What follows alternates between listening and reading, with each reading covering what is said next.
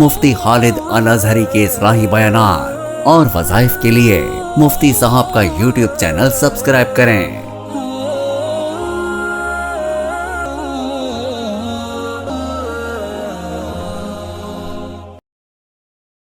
نحمده ونصلي ونسلم على رسوله الكريم اما بعد فاعوذ بالله من الشیطان الرجیم بسم اللہ الرحمن الرحیم۔ معزز ناظرین کرام، السلام علیکم ورحمۃ اللہ وبرکاتہ۔ صحابہ کرام رضوان اللہ تعالی علیہم اجمعین، وہ مبارک ہستیاں جو نبی کریم صلی اللہ علیہ وسلم کے ساتھ رہے، جن کی تربیت براہ راست نبی کریم صلی اللہ علیہ وسلم نے خود فرمائی، ان میں سے ایک عظیم الشان ہستی سیدنا سلیمان فارسی رضی اللہ تعالی عنہ ہیں۔ سیدنا سلیمان فارسی رضی اللہ تعالی عنہ کی زندگی بھی بڑی عجیب حالات سے گزرتے ہوئے یہ نبی پاک صلی اللہ علیہ وسلم تک پہنچے۔ ان کا تعلق فارس، جو اس وقت کے سپر پاوروں میں سے ایک حکومت تھی، فارس کا علاقہ، یہ فارس کے رہنے والے تھے، اور یہاں پہ عام طور پہ جو مذہب فارس کے اندر تھا وہ مجوسیوں کا تھا۔ ان کے والد بھی مجوسی تھے، اور ان کی ڈیوٹی لگائی ہوئی تھی کہ یہ جو آتش کدہ گھر کے اندر تھا اس میں آگ جلائے رکھیں، اس میں لکڑیاں ڈالتے رہیں کہ وہ آگ بجھنے نہ پائے۔ سلیمان فارسی رضی اللہ تعالی عنہ یہ کام کرتے رہے، لیکن ان کا دل مطمئن نہیں تھا۔ ایک مرتبہ ان کے والد بیمار تھے، انہیں کسی کام سے بھیجا، وہ گھر پہ رہے۔ سلیمان فارسی رضی اللہ تعالیٰ عنہ گھر سے گئے، رستے میں ایک عیسائی مبلغ، چونکہ اس وقت دین حق عیسائیت ہی تھا، عیسائی مبلغ دعوت دے رہا تھا، تبلیغ کر رہا تھا، یہ اس کے پاس کچھ وقت رکے تو ان کے دل پہ اس وقت کے دین حق نے اثر کیا، یہ عیسائیت کی طرف مائل ہو گئے۔ بس روز بہانے بہانے سے اس مبلغ کے پاس جاتے اور اس سے کچھ نہ کچھ سیکھتے، آخر انہوں نے عیسائیت کو قبول کر لیا۔ لیکن گھر والوں سے چھپ کے یہ کام کر رہے تھے۔ جب گھر والوں کو پتہ چلا، باپ کی طرف سے سختی ہوئی، تو گھر چھوڑ کے اس راہب نے انہیں شام کے ایک راہب کا بتایا جو موجودہ سیریا ہے، یہاں کے ایک راہب کا پتہ دیا کہ اس کے پاس چلے جاؤ۔ وہ اس کے پاس دین سیکھنے چلے گئے۔ جب وہاں پہنچے، کچھ عرصہ ہی اس سے دین سیکھا تو وہ اس راہب بوڑھا تھا، اس کی موت کا وقت آ گیا۔ یہ پریشان ہوئے کہ اب میں کیا کروں گا، میں تو اپنا سب کچھ چھوڑ چھاڑ کے یہاں اس کے پاس دین سیکھنے آیا تھا۔ اس سے جب ذکر کیا تو اس نے ایک اور راہب کے پاس بھیج دیا کہ تمہیں یہ دین وہ سکھاتا رہے گا۔ اس کے پاس گئے، کچھ عرصے بعد وہ بھی جب مرض الموت میں پہنچا تو سلیمان فارسی رضی اللہ تعالیٰ عنہ پریشان ہوئے، اس نے ایک اور راہب کے پاس بھیج دیا۔ جب تیسرے راہب کے پاس گئے، اتفاق کی بات کہ کچھ عرصے بعد وہ بھی بیمار ہوا، اور اتنا بیمار ہوا کہ موت کے قریب پہنچ گیا۔ سلیمان فارسی رضی اللہ تعالیٰ عنہ رونے لگے کہ اب میرا کیا ہوگا، میں تو اپنا سب کچھ چھوڑ کے یہاں آ گیا ان کے پاس، اور یہ یکے بعد دیگرے مرتے جا رہے ہیں۔ تو اس راہب نے جاتے جاتے انہیں جب انہوں نے اپنی پریشانی کا اظہار کیا تو اس نے کہا ایسے کرو، کچھ عرصے تک جو نشانیاں ہماری کتابوں میں موجود ہیں، یثرب کے علاقے میں وہاں پہ ایک پیغمبر آئیں گے، اور وہ کھجوروں کا علاقہ ہے، بعد میں اس کا نام مدینہ ہو جائے گا، تم وہاں چلے جانا، وہاں پہ آخری پیغمبر صلی اللہ علیہ وسلم کا ظہور ہوگا، اگر میں زندہ رہا تو میں بھی اسلام قبول کر لوں گا، اور اگر تم ان تک پہنچ گئے تو وہ دین حق ہے، ان کا دین قبول کر لینا۔ سلیمان فارسی ایک قافلے کے ساتھ وہاں سے چلے مدینہ کی طرف۔ رستے میں وہی قافلے والوں کی نیت خراب ہو گئی، انہوں نے انہیں بیچ دیا غلام بنا کے۔ یہ کئی ہاتھ بکتے بکتے مدینہ طیبہ پہنچ گئے، اور ایک یہودی نے انہیں خریدا غلام کے طور پہ، اور سلیمان فارسی رضی اللہ تعالی عنہ کو غلام بنا کے اپنے باغ میں لگا دیا۔ یہ کام کر رہے تھے۔ ایک دن وہ یہودی کسی کے ساتھ بات کر رہا تھا، سلیمان فارسی رضی اللہ تعالیٰ عنہ نے سنا، وہ نبی کریم صلی اللہ علیہ وسلم کے بارے میں بات کر رہا تھا کہ وہ آ گئے ہیں، قباء پہنچ گئے ہیں۔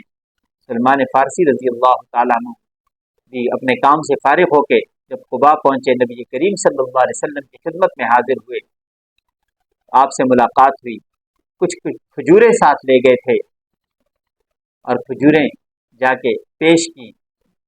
نبی کریم صلی اللہ علیہ وسلم نے پوچھا یہ کیا ہے؟ سلمان فارسی رضی اللہ تعالیٰ عنہ عرض کرنے لگے کہ یہ صدقہ ہے۔ آپ صلی اللہ علیہ وسلم نے واپس کر دیا، فرمایا کہ ہم صدقہ نہیں لیتے۔ سلمان فارسی رضی اللہ تعالی عنہ بہت خوش ہوئے، خوش اس بات پہ ہوئے کہ اس راہب نے جو نبی کریم صلی اللہ علیہ وسلم کی نشانیاں بتائی تھی، ان میں ایک نشانی یہ تھی کہ آخری پیغمبر صلی اللہ علیہ وسلم صدقہ قبول نہیں کریں گے اور ہدیہ قبول کریں گے۔ واپس لوٹے، دوسرے دن دوبارہ گئے اور کچھ کھجوریں لے گئے، نبی کریم صلی اللہ علیہ وسلم کی خدمت میں پیش کی۔ آپ صلی اللہ علیہ وسلم نے پوچھا سلمان یہ کیا ہے؟ عرض کرنے لگے یہ ہدیہ ہے، تو آپ صلی اللہ علیہ وسلم نے وہ ہدیہ قبول فرمایا۔ تو سلیمان فارسی رضی اللہ تعالی عنہ کہنے لگے کہ دوسری نشانی بھی پوری ہو گئی۔ تیسرے دن آئے تو نبی کریم صلی اللہ علیہ وسلم وضو فرما رہے تھے۔ سلمان فارسی رضی اللہ تعالی عنہ کو دیکھتے ہی، آپ نے چادر اوڑھی ہوئی تھی، آپ صلی اللہ علیہ وسلم نے دیکھتے ہی اپنی چادر کو نیچے کیا اور کہا سلیمان آؤ تیسری نشانی بھی دیکھ لو۔ سلیمان فارسی نے تیسری نشانی دیکھی تو کلمہ پڑھ لیا۔ وہ تین نشانیاں اس راہب نے انہیں بتائی تھی۔ پہلی نشانی یہ کہ آخری پیغمبر صدقہ نہیں دیں گے، دوسری نشانی تھی کہ وہ ہدیہ قبول کریں گے، اور تیسری نشانی یہ بتائی تھی کہ ان کے دونوں کندھوں کے بیچ مہر نبوت ہوگی۔ تو وہ تینوں نشانیاں دیکھنے کے بعد سلیمان فارسی نبی کریم صلی اللہ علیہ وسلم پہ ایمان لے آئے، لیکن چونکہ غلام تھے آقا کے پاس گئے۔ نبی کریم صلی اللہ علیہ وسلم نے ان سے فرمایا کہ جاؤ اپنے مالک سے کہو کہ تمہیں جس طرح وہ آزاد کرنا چاہتا ہے، جو مانگتا ہے ہم اسے دے دیں گے۔ تو مالک کے پاس جب گئے، وہ تیز ترار یہودی تھا، اس نے شرط یہ رکھی کہ مجھے ایک مقدار سونے کی بتائی جو اچھی خاصی تھی کہ اتنا سونا مجھے دو تب میں تمہیں آزاد کروں گا۔ جب نبی کریم صلی اللہ علیہ وسلم کے پاس دوبارہ سلمان فارسی آئے تو اسی دوران ایک صحابی نے نبی کریم صلی اللہ علیہ وسلم کو سونے کا ایک چھوٹا سا ٹکڑا ہدیہ کیا۔ آپ صلی اللہ علیہ وسلم نے سلمان فارسی کے حوالے کیا اور کہا جاؤ اپنے اس مالک کے حوالے یہ کر دو، وہ جب اسے تولے گا تو جتنا وزن وہ چاہتا ہے اتنا ہی نکلے گا۔ یہ آپ صلی اللہ علیہ وسلم کے معجزہ تھا۔ وہ سونے کو اس نے تولا، جتنا وزن اس نے مطالبہ کیا تھا وہ اتنا ہی وزن کا سونے کا ٹکڑا نکلا، اگرچہ وہ تھوڑا سا تھا۔ پھر جب اس نے دیکھا کہ اس نے سونا ادا کر دیا ہے، اس نے دوسری شرط رکھ دی کہ میں تمہیں اس وقت آزاد کروں گا جب تم میرے یہ باغ میں 300 درخت لگاؤ گے اور وہ 300 درخت پھل دیں گے، اس وقت میں تمہیں آزاد کروں گا۔ آئے نبی کریم صلی اللہ علیہ وسلم کی خدمت میں یہ بات عرض کی کہ وہ مالک تو یہ کہہ رہا ہے۔ آپ صلی اللہ علیہ وسلم نے ارشاد فرمایا پریشان نہ ہو سلیمان، اللہ مدد فرمائے گا۔ آپ صلی اللہ علیہ وسلم نے صحابہ کرام رضوان اللہ تعالیٰ علیہم اجمعین جن کے باغات تھے انہیں کہ اپنے اپنے باغ سے کھجور کی پنیریاں لاؤ، 300 پنیریاں چاہیے، وہ لے کے آئے۔ نبی کریم صلی اللہ علیہ وسلم نے سلمان فارسی رضی اللہ تعالیٰ عنہ سے فرمایا کہ سلمان جاؤ تم گڑھے کھودو، جب گڑھے کھد جائیں 300 گڑھے تو آ کے مجھے بتا دینا۔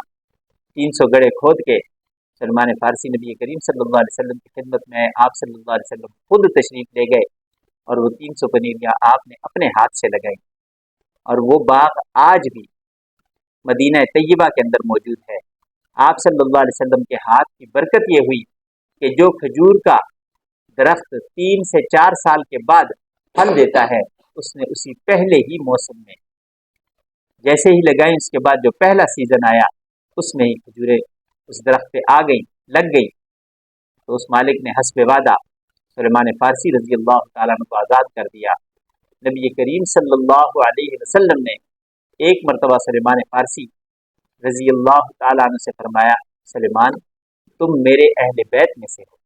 اور سلیمان فارسی رضی اللہ تعالیٰ عنہ وہ جلیل القدر صحابی ہیں جنہیں نبی کریم صلی اللہ علیہ وسلم نے اصحاب صفا کے جو لوگ تھے ان کا نگران بنایا تھا۔ صحابہ کی زندگیاں ساری کی ساری قربانی سے تعبیر ہے۔ اللہ تبارک و تعالی ہم سب کو ان صحابہ کرام رضوان اللہ تعالی علیہم اجمعین کے نقش قدم پہ چلنے کی توفیق نصیب فرمائے۔ انہوں نے نبی کریم صلی اللہ علیہ وسلم سے سچی محبت جو کی، اللہ ہمیں بھی وہ محبت نصیب فرمائے۔ زندگی باقی، ملاقات باقی۔ السلام علیکم ورحمۃ اللہ وبرکاتہ۔